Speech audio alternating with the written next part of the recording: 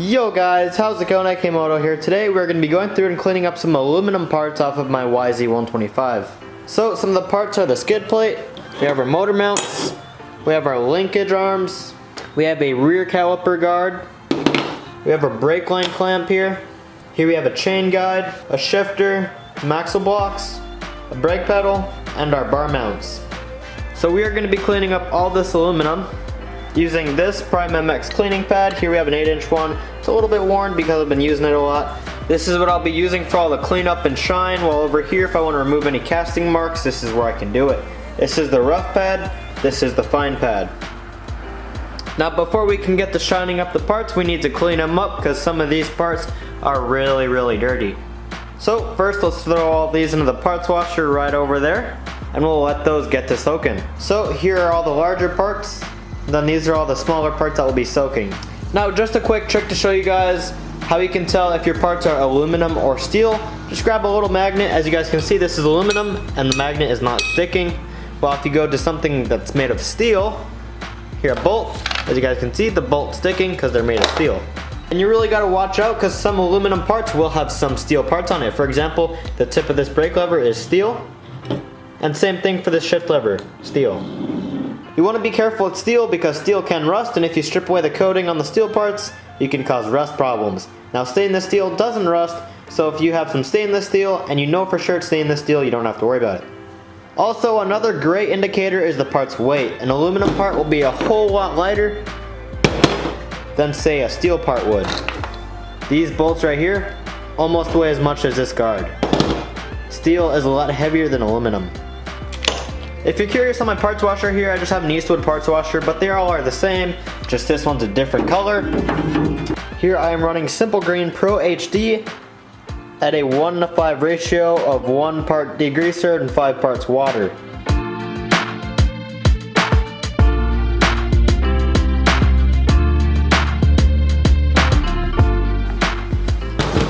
Here I'm going to be loading all the smaller parts and hardware into this little bin right here.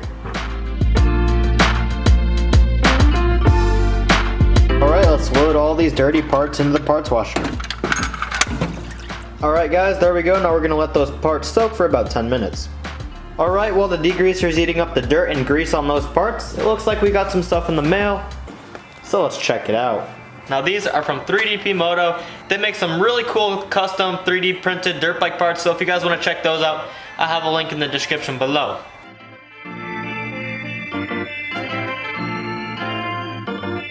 Alright guys, these little parts may not look like much, but these are so cool. As you guys can see, custom engraved AK Moto, the channel name obviously, and then we have the 821, my race number.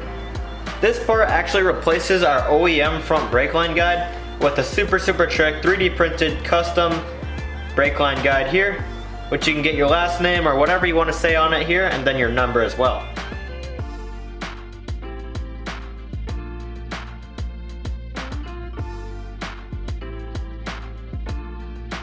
Alright guys, our parts have been soaking a little while now, so let's pull them up and get to some scrubbing.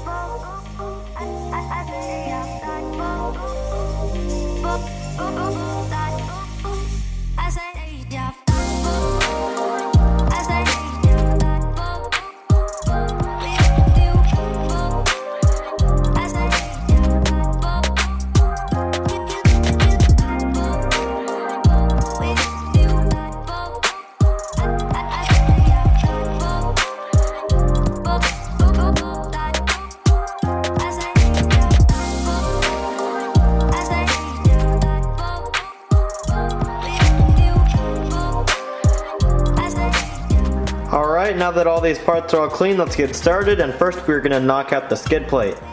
And of course we'll be wearing a respirator, as well as some eye protection the entire time we're using the bench grinder over there.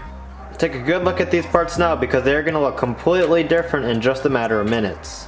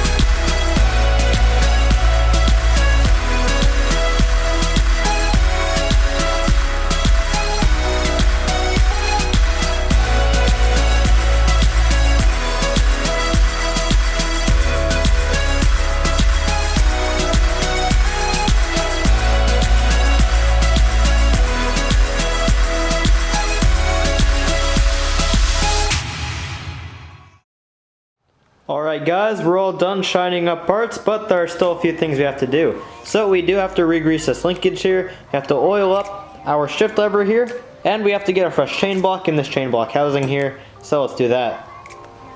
So for our chain block here, I have a simple HRB's replacement one. There we go, it's as easy as that. For oiling up the shift lever here, all I gotta do is get a little bit of oil, get the shifter, open it up, and then just kind of work the oil into the pivot points. Now you could use grease, but the only thing about grease is grease attracts and holds dirt, oil doesn't. Of course oil will hold a little bit of dirt, but nowhere close to as much as grease does. I feel like it's a better alternative in a component like this.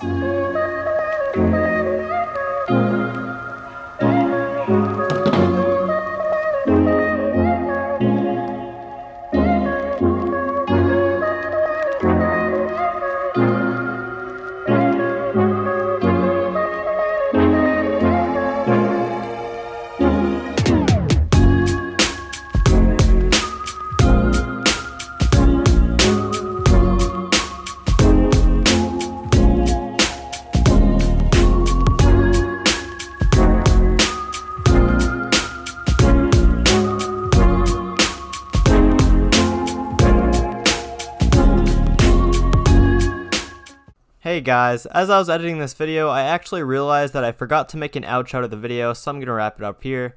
I really hope you guys have enjoyed the video. Please leave a like if you enjoyed it, it helps the channel and the video out a lot, and subscribe to the channel so you won't miss any upcoming build videos. Thank each and every one of you for watching. I will see you guys in the next one. Peace.